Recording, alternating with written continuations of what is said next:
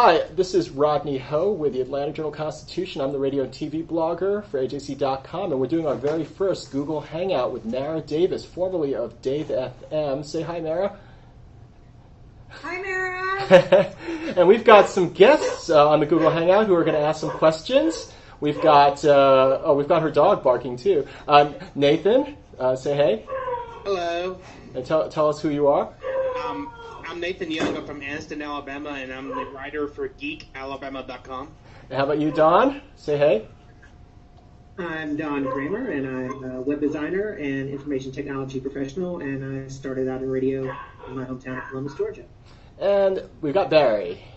Hi, I'm Barry Bynum, and I'm broadcasting live from my home office, and I'm a radio enthusiast who's followed radio for years and the business side of it. And we got Brody.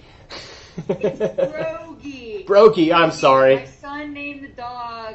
It doesn't make any sense, but you can't argue with the child. Okay. Well, we are here to talk about all the wacky radio changes that have happened in Atlanta radio the past few weeks. Mara and I came here the same year in 1994, and things were a lot different back then. There were a lot fewer stations. She joined Z93. There were, over the years, there have been additional stations. We had Hot 107.9. We got Praise and Fish in the late 90s. Q100 came along. Then they had a bunch of changes over at, Rock 96 Rock became Project. Peach, in the middle of Christmas music, they switched to country a few years back. But it's been kind of quiet until recently. And suddenly we've got like an all-news station, an FM sports talk station, a new top 40 station. All right, Mara, what the heck is going on? Well, listen, this is nothing new. Radio is always changing. I mean, this is just the crazy entertainment industry, and it happens to be where it all kind of happened at once. But as far as radio's flipping formats, I mean, you always hear the stories of, I woke up one morning and it was different. This is just something I'm pretty accustomed to seeing in the industry, and I think what happens is that shifts come and go. So right now the hot thing is top 40 in sports, and you're seeing this nationwide. So yes, it's happening in Atlanta, but it's happening in a lot of other cities too. Yeah, let's start with top 40. I mean, why is pop so hot? I mean, obviously you got Katy Perry, Lady Gaga, Rihanna. They're all really big artists. Is that what's feeding into this current trend right now? Because we've got, what used to be Rock Station 96.1, now it's Power 96.1. And they're competing with Q100 and Star 94 and B98.5. There's a lot of pop out there. I think that's just in the mainstream right now. You've got shows like American Idol, X Factor, America's Got Talent. I think people really like that pop in the moment music. But, pop music's great. I mean, I got nothing against pop music. I listen to it all the time. And right now, it's just everywhere. It's selling a lot of records. You've got Justin Bieber and Katy Perry and Lady Gaga, and people are really excited to go see those shows. So I don't think it's that surprising that top 40 is the big thing of the now. Well, let's ask, Nathan has a question about rock music on the other hand. We had 5 rock stations. Right now we are about to just end up with 3. So what's your question, Nathan? Do you think the rock genre is going to survive, or do you think it's going to be moved to internet-only online streaming in the next 5 or 10 years? That's yet to be seen. I have to say, I think that rock rate will always be on the radio, but I think right now there are a lot of rock listeners who are able to get their music from other places, whether it be Spotify or Pandora or satellite.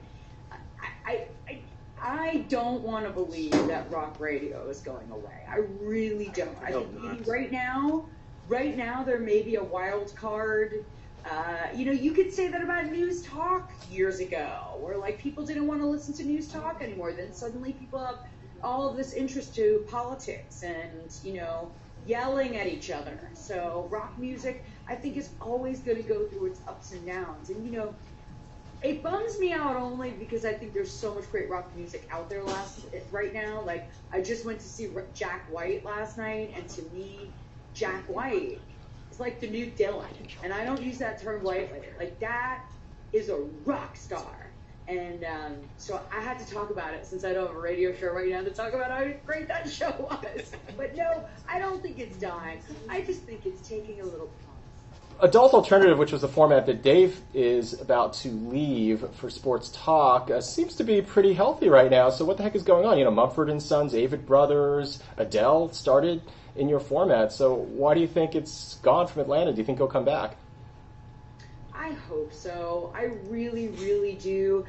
Meanwhile, I just feel like I've been so lucky to work at a station like that. The AAA format, I mean, the fact that I had a chance to interview Adele and David Gray and be in the same room as Robert Plant, I mean, it was a joy and a gift to be able to play that music because people connect to it so much. So, you know, listen, maybe I think what's happened is, and I think it's been a real blessing that we were kind of able to say goodbye and able to really bond with our listeners at Dave FM over it. Yeah, it was definitely an unusual situation. They actually gave you that chance to say goodbye. Most stations, usually you're gone, you're here today, gone tomorrow. They never say why. You're suddenly format shifted. You guys had like the longest goodbye in the history of Atlanta radio, which I guess was good. Yeah. I am so grateful for that because it gave me an opportunity to really do some stuff that I hadn't done before and expose some of that music. So, you know, listen, I think companies are going to do what makes money and ratings and success, and maybe we're going to see this somewhere else because I do think there's an audience. I do think there are people out there. I think it's a niche format. I don't think that, you know, Mumford Sons is for everybody, but there certainly is a lot of people who would support it. I bet if they came in concert tomorrow, it would sell out. And sadly now there's nowhere you can hear that on the radio. So I hope that there will be a company that will pick up where Dave FM left off. Yeah, 700,000 copies sold last week from Mumford Sons. I think they outsold Justin Bieber. So go figure. And Jack White sold out last night, and, you know, Green Day's got 3 albums coming out. So I think there is a lot of great music, but there's also, for that listener, for that active rock listeners, there's so many more outlets where you can get that music. Yeah, let's talk about the alternatives here. There are, you know, you've got Pandora, Spotify, Sirius XM. Is that where some of these folks are going, you think, right now? I think so. Pandora, to me, is not as... I like... Okay, so if we're just talking about that AAA music, I like Spectrum on Sirius because right. I actually really like the DJs. I like them talking in between the songs. You know, that to me is an art. And obviously, You're biased, just a little bit. Yeah, but I really like that. And I think people like to hear that human connection with somebody. And I think that as great as Pandora is and Spotify, you just don't get that. And I miss that. I like that. Gotcha. And how about, you know, AM radio? Where is that going? It seems like, you know, you've seen, you know, WSB add an FM signal in 2010, a bunch of other stations. The Fan has also a signal there. Now you've got All News on 106.7 and now Sports Talk on what used to be your station. What's going on with AM radio? Well, I mean, I think it's going through some growing pains. I mean, their landscape has changed tremendously. Look what we're doing. We're having a Google Hangout. We're all having a video chat here. So it's a different world. And I think that AM is not a destination where you may go on your radio right now. But radio can do a better job of maybe doing more initiatives with online because I think more people are streaming, more people are podcasting. So I can see less listening on the dial, but I mean, there's certain programs that, you know, people stream exclusively online. So I think it's always going to be there. I just think it just has to figure itself out how they're going to. Yeah, it's free. Free is good. It's free. I mean, speaking of not free, Sirius XM is a subscription base. They have 23 million subscribers. Cheryl Harris, one of your fans, asked me, "Is Sirius the new normal?" I mean, what's your take on Sirius in the future? Cheryl, I don't think it's the new normal because I think that's asking a lot for people to pay for radio. I don't think everybody has the budget to pay the $15 a month or whatever it is now to have that. So I think it's a luxury item. People ask me that all the time, like, "Ooh, are you afraid of Sirius radio?" And it's you know, could it be bigger in the years to come? Possibly. But talk to me when Howard Stern's contract is up and see what happens to their listenership. I love Howard Stern. I know we both do. would miss him. But the guy only works like 3 days a week now. What's that about? How does he get away with it? It's enough for me, baby, as long as he's there live a couple days. I think you've got a couple questions, Barry. You throw them out. I know you have some thoughts. Well, my thoughts are more about local radio in general, and you kind of led into that. We tend to be the under 25 set are not listening to terrestrial radio, period, for the most part. As Mara pointed out, they're listening to streaming. So my first question is, what do you think the future is for local radio? Well, I think local radio is always going to be there. As long as people are in cars, they're going to be listening to radio. I mean, that's just a simple fact. They're going to want traffic and information. So where do I see it in 25 years? I mean, I definitely think that auto companies are coming up with ways where you can stream stuff on the radio. But what I hope for the industry that I love so much is that they can move forward. And a lot of companies are doing that, where I know CBS has that great app, the radio.com app, where you can listen to radio stations all over the country on that. I think that's the wave of the future. I think there needs to be more combinations with that, because you can embrace technology with the old technology and the new and make it work together. But let's take that a step further. Okay. Let's define local radio. Local radio, of course, let's use an example, B98.5 or whatever station here in town. The term I'm going to use that some people who are watching this may not know is called voice tracking. It's where the automation system actually, the DJ goes in and records in a 40-minute time period the entire, 4-hour or 5-hour shift. And suddenly we're just voice tracking an entire shift. And some stations do that for an entire weekend, which means to me it's nothing more than a national station that happens to be a broadcast over a local transmitter. Okay, I missed part of your question because I've got blocked out, but I think I can answer it for you as far as being live and local. I think it's versus voice tracking. Voice tracking, right, live and local. Clearly, I am always going to be on the side of live and local because that's been my livelihood for the past 20 years. But, I think and I hope that companies will do more to be hyper-local. I hope that. No one, and the thing about voice tracking that I always have a hard time with, which is why CBS I thought was always so good to the people at my station, is that we never really did that there, because we always felt, if an accident happened, if a news story happened, if a weather situation's coming up, it's great to be able to have a live person come on the air and talk about that. So I hope that stations continue to do that, because that to me is the magic of radio, is that it's instant and it's right there. All right, we have, let's get into a little bit about your background. You've been in radio for about 20 years now, and just tell us a little bit on why you got into radio. What is it about it that kept you in the business all this time? And actually, Dawn, you had a question about her too. I'm sorry, I probably should have let you ask a question as well. Go ahead, Dawn. Besides Howard Stern, who were some of your earlier influences, and what got you interested and decided to get into radio, and where were your stops before landing 7 of the night at Z93 in 94? And this is like a very foggy memory. Did you start out as an intern at WZOU or KISS 108 Boston?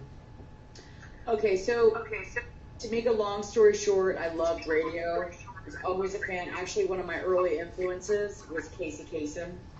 I used to love America's Top 40 and always listen to it like it was the Bible. I was so into it. And it's weird because I see my son and I see he uses radio differently. It's not again, he's at the age, which is a little bit different. But anyway, I'm getting this weird feedback. Yeah, somebody mute. Anybody hear that? Yeah, it just started happening 60 seconds ago. We had some feedback. Can everybody that's not talking... do my best here to answer that. Tell them. Anyway, Can everybody mute if they... Yeah. I loved Rock Over London. When I moved to Boston, I used to listen to Mark Parento on WBCM. I loved Tanner in the Morning on Y100. But I just always loved radio. I was always a fan. And when I had a chance to be an intern when I went home for the summer for college, my mother was like, you have to get out of the house and do something. I don't care what you do. And so I started interning, and once I got into the radio station and I saw the people and I was around the atmosphere, I was like, this is it. This is what I want to do. And that led me to interning in college, and then I never thought I could be on the air. I always thought, I'm a behind-the-scenes person, and then I just sort of got this gig in Rochester, and that's where I became a big Howard Stern fan. And once I started doing it from college radio to going there, I was like, this is what I want to do. I love this so much. So that's really making a long story short, but that's how I got into it. But my internships were the key to working in radio. That's where, we talked about the voice tracking earlier. That's where I want to see radio open its mind a little bit, because I worry when I was 19, 20, 21 and trying to get into the business, radio stations were like, you'll work for free, we'll take you. Nowadays it's a lot trickier. There are a lot less internships, and I hope that doesn't decrease the amount of young people that want to join the industry. How did you get to Z93? I was working in Rochester, so I had left Boston. Rochester was my very first on-air gig. I knew the general manager there. It's a long, how you say, like, if you get fired or something happens in the career, it ends up being the best part of the best thing that ever happened to you. So I was in Rochester doing afternoons, and I knew I wanted to get out. And my general manager in Rochester said to me, listen, come to Rochester for a year. You're a diamond in the rough. Work here for a year, suck on my little tiny station. I can't pay you anything, but in a year, I will help you get out. And that's exactly what he did. That's the great Steve Chartrand, who I still keep in touch with. And so a year went by, and I started sending out my tapes, and I was just answering ads and in all the industry trades, and I sent out my tapes, and like 6 months went by, I didn't hear anything. And then in 1 week, I heard back from Columbus, Ohio, Chicago, and Atlanta. I had never been to Atlanta. This was like completely foreign. Anyway, the other stations, I had been talking to them, but Atlanta seemed really interested.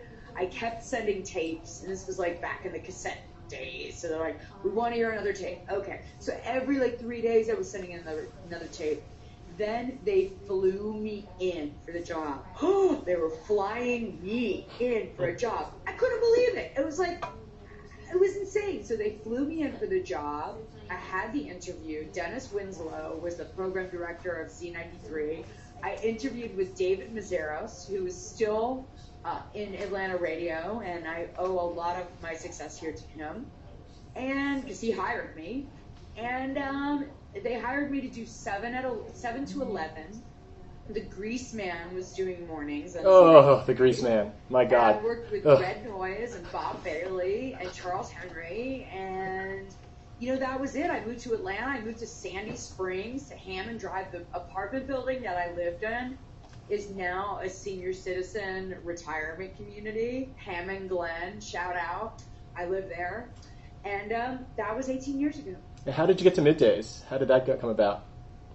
Well, rest in peace, Red Noise. Red Noise was doing Middays. He was a legendary rock jock. I was a huge, huge fan. He was one of the nicest people to me when I first started, and he had melanoma when I was working there. So I only knew him for 6 months, and he passed away.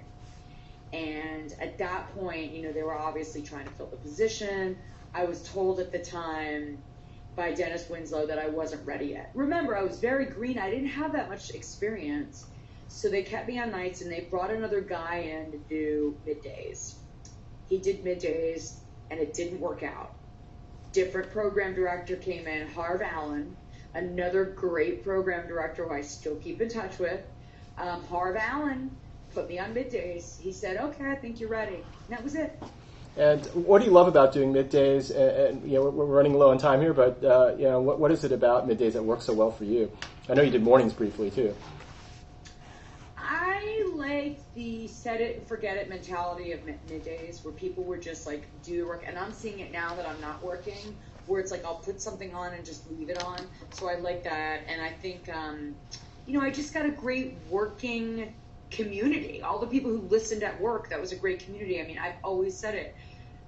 right now miss the people the most. I miss that. I miss the flower shop or the dentist or the work site or the person who's running errands or picking up their kids at preschool. Like, that's what I really love, that community at middays. I think it's different in morning and afternoons. And how'd you come up with the lunch hour? I know it's under different names over the years, but how did that even happen?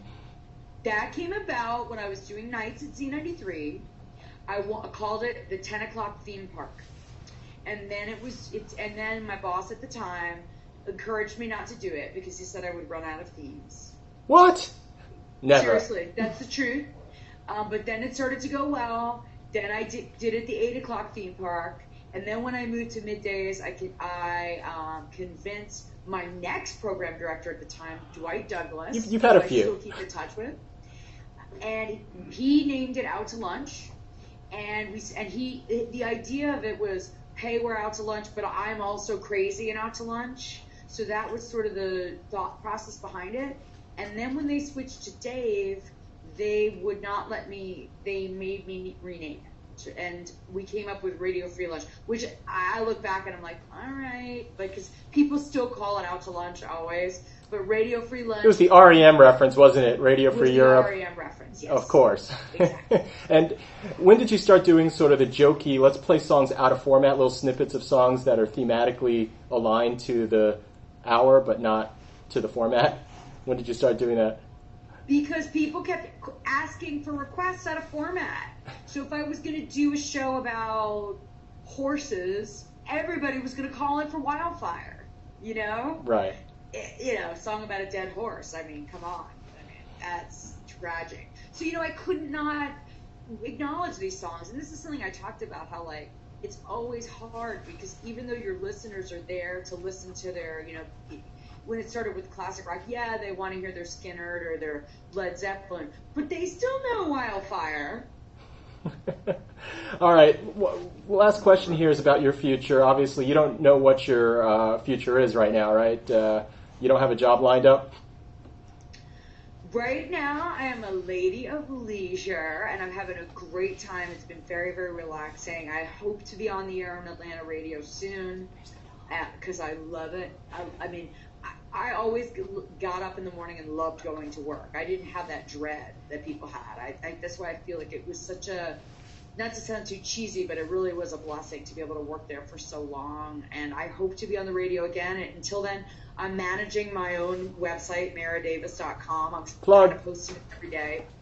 And I'm going to do some podcasting, but I want to do it right. I don't want to just rush into it because I know everybody does it, but I really want to enjoy my time off before I do anything crazy. But if anybody's watching who's hiring, I'm available. Rock 100.5, 97.1 The River. Hello. Star 94 even. I mean, I bet you could even do Top 40 a little bit, couldn't you?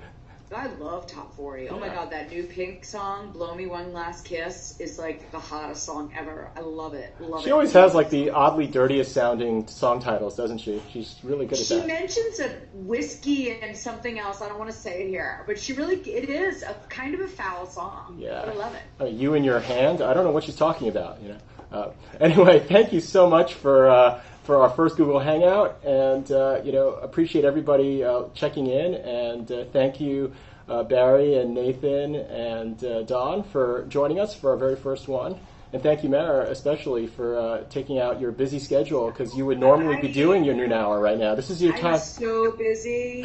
I'm working on looking like this. Jenny Garth. Yes. Boy, she'll always be Kelly Taylor to me. Oh, wait a minute. We can't finish the interview without bringing in the star of the show that we were talking before the interview started. Oh, bring in the dog before we go. Where is he? Rogie, come here, girl. Come here, girl. Oh, it's a girl. Come here, my sweet. All right, you guys ready? Here we go. Oh. Bro. Rogie, you want to go to Boca? Yeah. Rogie. So now you have really good quality time with your dog. That's not a bad thing for the dog. I don't think she's into it, honestly. I think she liked it better having the whole day to herself. Look at her, she's like into it. I should have kept her there the whole time. Yeah, she looks happy. She likes this Google Hangout. Hey. Hey. Well, thank you, Mara Davis, for for helping us out here and entertaining us with your stories. And this is Rodney Ho with AJC.com and Atlanta Journal-Constitution.